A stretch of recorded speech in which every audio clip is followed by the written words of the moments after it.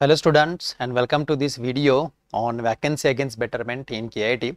थोड्याच वेळात CET सेलच्या वेबसाईटवरती vacancy for CAP round 2 declare होईल आणि जर तुम्ही पाहिलं तर KIT मध्ये खूप कमी वॅकन्सीज राहिल्यात असं दिसेल, परंतु ॲक्च्युली तसं नाही आहे. जे विद्यार्थी अलॉट झाले होते KITला अशा सर्वच विद्यार्थ्यांनी KIT मध्ये ॲडमिशन कन्फर्म केलेलं नाही आहे. बऱ्याचशा विद्यार्थ्यांनी बेटरमेंट केलेलं आहे आणि बऱ्याचशा कॉलेजमध्ये विद्यार्थी हेच ट्राय करतात, परंतु ज्या मुलांनी बेटरमेंट केली आहे ते विद्यार्थी किती आहेत, कोणत्या कॅटेगरीचे आहेत, कोणत्या ब्रँचचे आहेत हे तुम्हाला CET सेलच्या वॅकन्सी लिस्टमध्ये दिसणार नाही आहेत. त्यामुळे या व्हिडिओमध्ये मी तुम्हाला तो सर्व डिटेल्स सांगणार आहे. त्याचबरोबर KITचा कॅप राऊंड 1चा कट ऑफ किती लागला हे ऑलरेडी मी दुसऱ्या व्हिडिओमध्ये बोललो आहे. तो व्हिडिओ मी या व्हिडिओला शेवटी कनेक्ट करतोय, त्याची लिंकही खाली देतोय. त्याचबरोबर तुम्हाला वरती त्याचं डिस्क्रिप्शन देखील येईल, तुम्ही तो व्हिडिओ पाहू शकताय. त्याचबरोबर इलिजिबिलिटी काय आहे, कॅप राऊंड 2 साठी कोण कोण विद्यार्थी इलिजिबल आहे ते डिस्कस करूयात. कॅप शेड्यूल 2 काय आहे आणि ऑप्शन फॉर्म भरतानाच्या स्ट्रॅटेजीज त्याच्यावरती ऑलरेडी व्हिडिओ केलेला आहे, त्याची लिंक मी डिस्क्रिप्शनमध्ये देतोय. सर्वप्रथम option form filling for CAP round 2 उद्यापासून सुरू होत आहे. 6, 7 आणि 8 ऑगस्ट KIT वरती तुम्ही या ऑप्शन फॉर्म भरा. 10 ते 5 या वेळेमध्ये आम्ही ती सोय उपलब्ध करून दिली आहे. त्याचबरोबर आता सेकंड राऊंडसाठी थोडासा नियम बदलल्यामुळे पहिले 3 ऑप्शन्स मॅन्डेटरी आहेत. मग काय करायचं आहे, तिसऱ्या राऊंडला परत 6 ऑप्शन्स मॅन्डेटरी आहेत. तिथे स्ट्रॅटेजी काय पाहिजे, या सर्व गोष्टींचा विचार करून आम्ही 6 तारखेला म्हणजे उद्या सकाळी 9:30 वाजता how to fill option form for CAP round 2 याच्यावरती एक सेमिनार घेतोय.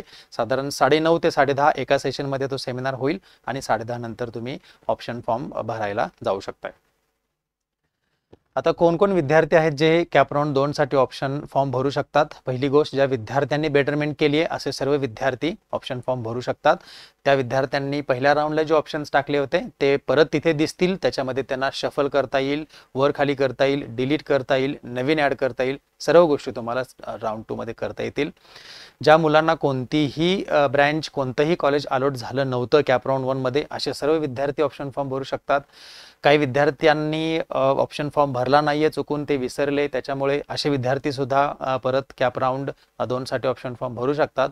आणि काही विद्यार्थ्यांनी असं केलेलं आहे की ऑप्शन फॉर्म भरला होता परंतु एक कॉलेज ब्रँच मिळाली होती, त्यांना ती नको होती, त्यामुळे त्यांनी CT ॲक्सेप्ट केलेली नाहीये, बेटरमेंटही केलेलं नाहीये, त्यामुळे ते तसेच पुढे आले. त्या विद्यार्थ्यांना सुद्धा ऑप्शन फॉर्म भरता येणार नाही. आता स्ट्रॅटेजीज या सर्व गोष्टींवरती ऑलरेडी मी व्हिडिओ बनवला आहे, तो तुम्ही पाहावा. जो आता मेन मुद्दा आहे आजचा तो म्हणजे KIT मध्ये बेटरमेंट केलेले विद्यार्थी किती आहेत आणि जर त्यांना बेटरमेंट झाली तर किती वॅकन्सीज KIT मध्ये राहू शकतात. हे थोडंसं स्क्रीनवरती कदाचित तुम्हाला दिसत असेल. तुम्ही जर बघितलं, याची ही सुद्धा जी PDF आहे मी तुम्हाला डिस्क्रिप्शनमध्ये खाली देतोय, ते तुम्ही व्यवस्थित पाहू शकताय. जर इथं बघितलं, कम्प्युटर सायन्स अँड इंजिनिअरिंग पहिला आहे. ठीक आहे, मी थोडंसं PDF ओपन करतो जेणेकरून आपल्याला डिटेलमध्ये बघता येईल. तर पहिल्या याच्यामध्ये बघा, कॉम्प्युटर सायन्स अँड इंजिनिअरिंग. इथे जर बघितलं, general open, ladies open, general OBC, ladies OBC अशा सर्व कॅटेगरी इथे वरती दिलेल्या आहेत. त्या सर्व कॅटेगरी तुम्ही बघू शकताय. आणि इथे दिलेले आहेत ते असे विद्यार्थी की ज्या विद्यार्थ्यांना KIT अलॉट झालं होतं परंतु त्यांनी अजून ॲक्सेप्ट केलेलं नाहीये, त्यांनी बेटरमेंट केलेली आहे. फॉर एक्झाम्पल, आता कॉम्प्युटर सायन्स अँड इंजिनिअरिंगसाठी 20 असे ओपनचे विद्यार्थी आहेत ज्यांनी बेटरमेंट केली आहे. ज्यांना KIT अलॉट झालेला आहे परंतु त्यांनी बेटरमेंट केली आहे. त्यांना KIT पेक्षा आणखीन चांगलं कॉलेज हवं असेल, कदाचित ते COP साठी ट्राय करत असतील, PICT साठी ट्राय करत असतील किंवा वालचंदसाठी ट्राय करत असतील. जर त्यांना बेटरमेंट झाली, त्यांना ते कॉलेजेस मिळाले, तर जे विद्यार्थ्यांना दुसरं कॉलेज मिळालं आहे जे KIT साठी ट्राय करतात त्या विद्यार्थ्यांना KIT मिळण्याचे चान्स आहेत.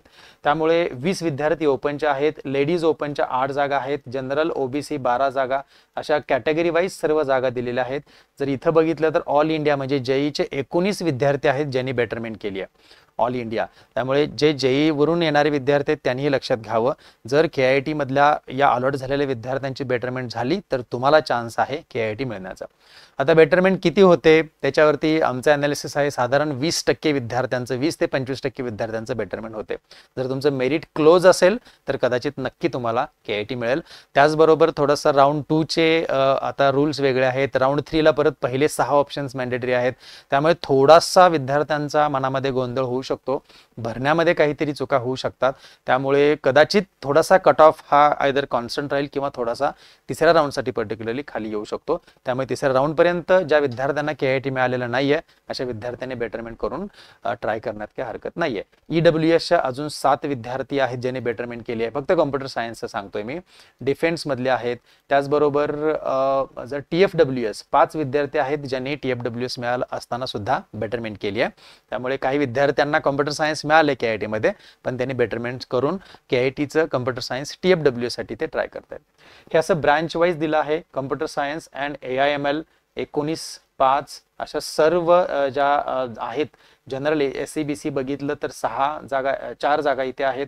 या सर्व डिटेल्स दिलेल्या आहेत. AIच्या 18 आहेत, EWSच्या 13, 3 अशा एकूण 97 अजून AIMLच्या मुलांनी बेटरमेंट केले. कॉम्प्युटर सायन्सच्या 108, तसंच computer science and business systems, electronics, electrical, mechanical, civil environmental, biotechnology या सर्व डिटेल्स या शीटमध्ये मी दिलेल्या आहेत. व्यवस्थित तुम्ही बघून घ्या आणि त्याच्यानुसार तुमचा कट ऑफ चेक करा KITचा. तोही मी डिस्क्रिप्शनमध्ये खाली देतोय आणि व्यवस्थित ऑप्शन फॉर्म भरा.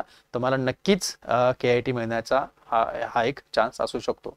त्याचबरोबर अशा जवळजवळ एक साधारण 300च्या आसपास विद्यार्थ्यांनी रिपोर्टिंग केले फर्स्ट राऊंडला आणि ओव्हरऑल ॲव्हरेज जर बघितलं तर स्टेट लेवलला अराउंड एक 22% विद्यार्थ्यांनी रिपोर्टिंग केलेलं आहे आणि KIT मध्ये ते साधारण 29% रिपोर्टिंग झालेलं आहे. त्यामुळे साहजिकच दुसऱ्या राऊंडला बरेचसे विद्यार्थी रिपोर्टिंग करतील. ज्या विद्यार्थ्यांना KIT मिळालेलं नाहीये अशा विद्यार्थ्यांना परत दुसऱ्या राऊंडला KIT मिळण्याचे चान्सेस आहेत. टोटल 714 विद्यार्थी आहेत ज्यांनी बेटरमेंट केली आहे. त्याचबरोबर तुम्ही जर CET सेलच्या वेबसाईटवरती बघितलं, ज्यावेळेस वॅकन्सी डिक्लेअर होईल ती CET सेलच्या वेबसाईटवरती कट ऑफच्या वरती वॅकन्सी फॉर कॅप राऊंड 2 दिसेल. त्याच्यामध्ये KITचं तुम्ही सीट मॅट्रिक्स जर बघितलं तर त्याच्यामध्ये फक्त ह्या 81 जागा दिसतील. त्या कुठल्या आहेत? मी जसं पहिल्यापासून सांगत आलोय, फक्त ST, VJ, ऑर्फन, PWD अशाच तुम्हाला जागा दिसतील.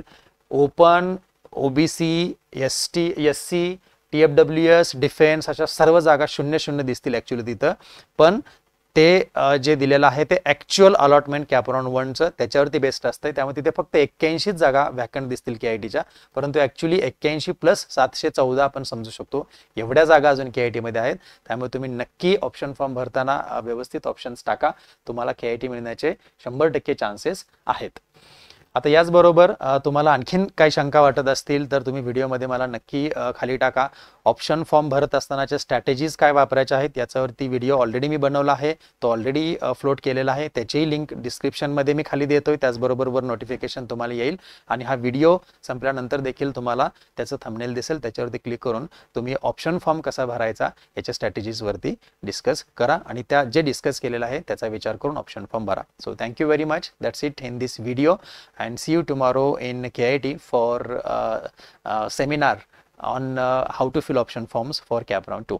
Thank you.